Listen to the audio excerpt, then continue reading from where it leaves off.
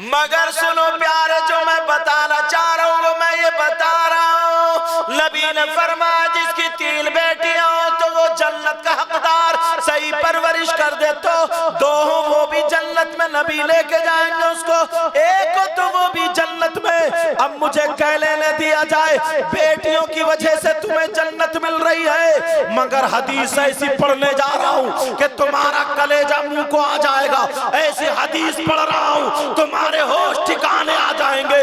नबी फरमाते हैं क़ाला क़ाला रसूलुल्लाह सल्लल्लाहु तआला अलैहि वसल्लम सलासा ला यदखुलूनल जन्ना अला कुल्ली वालिदै वद्दयूस वरजुलतुन निसा। नबी फरमाते हैं 3 लोग जन्नत में नहीं जा सकते, उधर बेटियों की वजह से जन्नत है।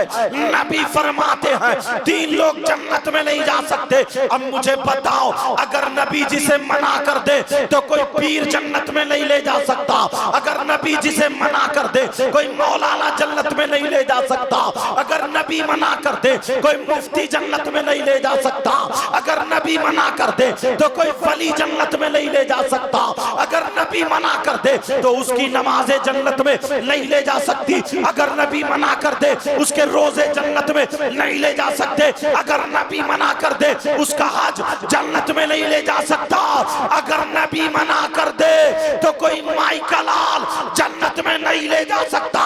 नबी मना कर रहे हैं, नबी फरमाते हैं 3 लोग जन्नत में नहीं जा सकते। मैंने हदीस भी पढ़ दी ताकि मेरी बात पुख्ता हो जाए, कोई ये ना कह दे अपनी तरफ से बता के गए हैं। हदीस फिर सुनो, क़ाला क़ाला रसूलुल्लाह सल्लल्लाहु तआला अलैहि वसल्लम सलासा ला यदखुलूनल जन्ना अला कुल्ली वालिदै वद्दयूस वरजुलतुन निसा। नबी फरमाते हैं 3 लोग जन्नत में नहीं जा सकते।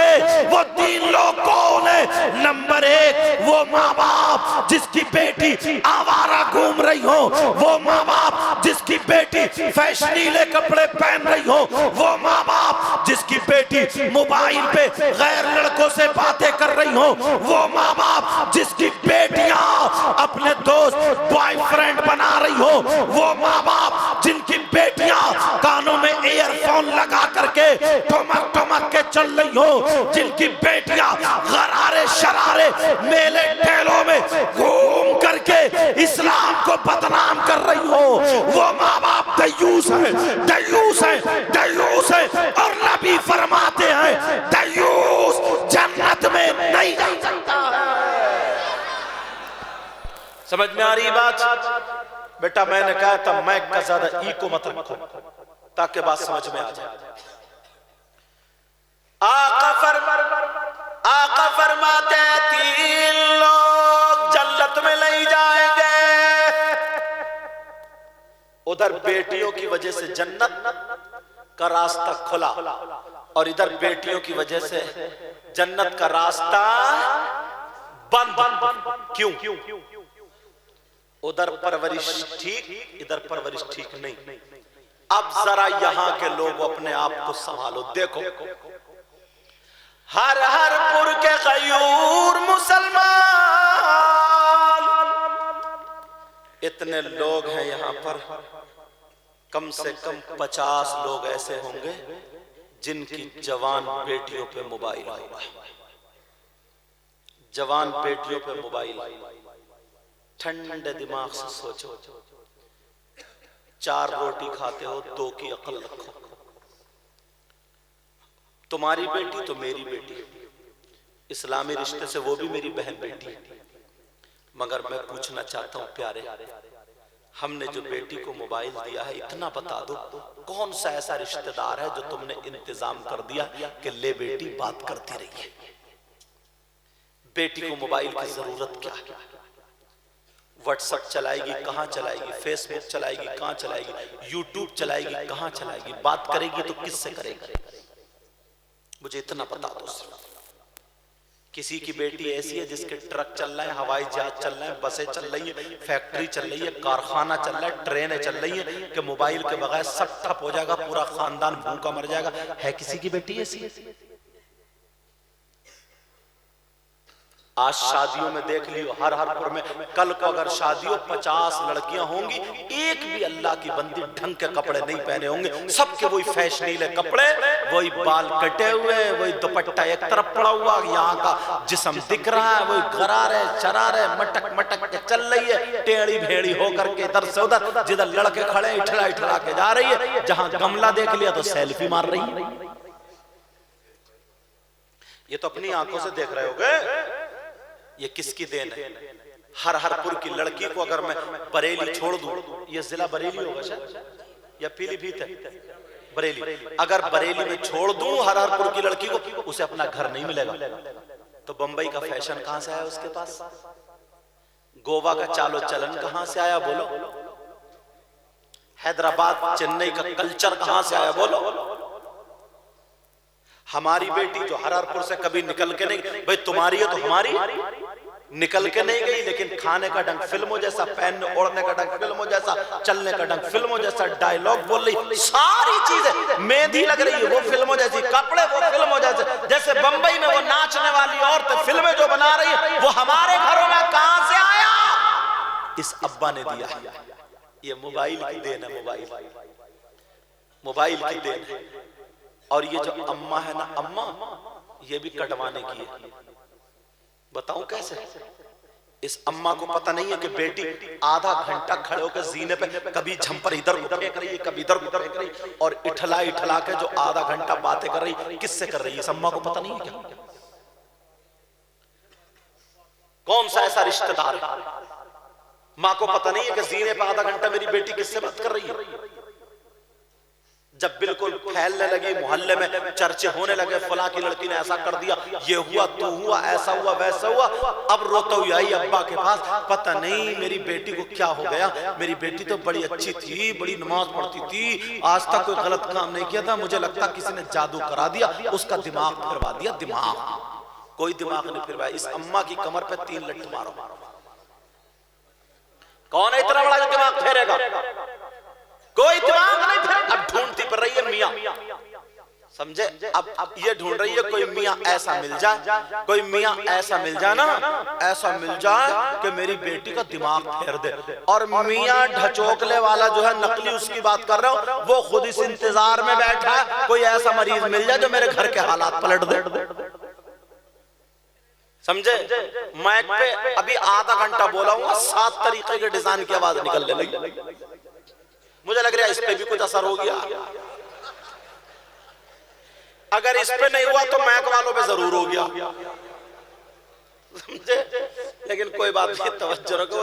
असल में वो भी क्या करें, ये चैनल वाले इतने आ जाते हैं ना कि मेरी पिन लगा दो, मेरी पिन लगा दो, मेरी पिन लगा, एक बैटरी और 10 कारें, समझे? लेकिन तवज्जो, चलो इनका काम क्या ना, इनका चैनल वालों का ये काम है, तकरीर होगी तो हिंदुस्तान में फैल जाए, या कोई दीनी बात हो जाए तो इस, अब तो थोड़ा सा खुश हो ही गए होंगे। तवज्जो, इनकी नियत ये नहीं है, इनकी नियत ये व्यूज ज्यादा हासिल हो, समझे? कि मेरा चैनल चल जाए। चलो अल्लाह ताला सबके जायज कारोबार में बरकत अता फरमाए। अब सुनो, नबी फरमाते हैं अगर जिसकी बेटियां आवारा घूम रही हो वो दयूस है, दयूस, और दयूस जन्नत में नहीं जा सकता। मेरे भाई मेरी बहन सुन ले, इन बच्चों को मुबारकबाद देना, इन कमेटी वालों को जो इन्होंने जलसा किया, तुम्हें ये बातें मिल रही है। अब तुम्हारी बेटी लहंगा शरारा गरारा ये दोबरा लपेट के आ जाए, जिसका दुपट्टा इधर पड़ा है, जवान 18-20 साल की आ जाए, तो तुम्हें ये जलसा याद आना चाहिए। और मैंने तो इसलिए पक्की करके हदीस भी पढ़ दी, क्या बात कच्ची हो ही नहीं सकती। मानना ना मानना तुम्हारा काम। हर चीज में ना मांगने का ढंग होता है। गरीब नवाज की एक बात याद आ रही, कह दूं? सुनना चाह रहे हो? हाथ उठवा लूं? अच्छा नहीं उठो, डर गए। चलो ठीक है, नहीं उठवाऊंगा, चलो ठीक है। हाँ वही तो मैं भी कह रहा, हैबिट हम आपकी थोड़ी पड़ोगे तो हमने ही डलवाई है कि उठाओ उठाओ उठाओ, समझे। बात बात तो फिर देखा नहीं चल रहा है तो फिर बच्चों की तरफ को चले, बोल। बच्चे को तो मिल जाए इतना मौका, वो तो अपने अब्बा के सर पे खड़े होगे, समझे, खूब चीखेगा। तवज्जो रखो मेरी तरफ। गरीब नवाज कौन है? अल्लाह 14 या 13 पीढ़ी में हजरत इमाम हुसैन से जाके मिल जाते हैं। उनकी बारगाह में ना जब ये सुना कि यहाँ पे दुआएं कबूल होती हैं तो एक नाबीना चला गया, आंखें नहीं थी, इठला के बोला गरीब नवाज आंखें दे दो ना। फिर अपने काम में लग रहा, कान को रेतने लगा, गरीब नवाज आंखें दे दो, आंखें दे दो, आंखें दे दो, घूमता रहा, गरीब नवाज आंखें दे दो। जैसे तुम मस्जिद में कह रहे हो ना, इमाम साहब कह रहे हैं अल्लाहुम्मा रब्बना आतिना फिद दुनिया हसना, और तुम पंखे गिन रहे हो, पंखे गिनते गिनते फिर कहा फिद दुनिया हसना, आमीन। अब कूद के कह रहे हैं आमीन, क्या कबूल होगी दुआ? अरे दिल से मांगो ना यार, तभी तो कुछ मिलेगा। लड़ाई झगड़े कितने करा लो, तुम डर गए क्या? लड़ाई झगड़े कितने करा लो। अरे माशाअल्लाह ये करबला शरीफ जा रहे हैं, सुभान अल्लाह। 25 24 कौन सी? हाँ 25 नवंबर, 25 नवंबर आए हैं इमाम हुसैन पाक के करबला शरीफ। अल्लाह, जहां पे नबी के बच्चे शहीद हुए, उस जमीन की किस्मत है जहां पे नबी के खानदान के पांव लगे थे। मैं जब गया ना, मैं भी गया था करबला शरीफ, मैंने कहा था हुसैन पाक बुला लो ना, दिल से मांगा तो बुला लिया। अब जब मैं गया तो मैं मुहर्रम में तकरीर मेरी सुनी होंगी तुमने मोबाइलों में, तो रो रो करता था। जब उसी जगह पे पहुंच गया तो यार किसी का दिल चाहेगा कि ना रोए।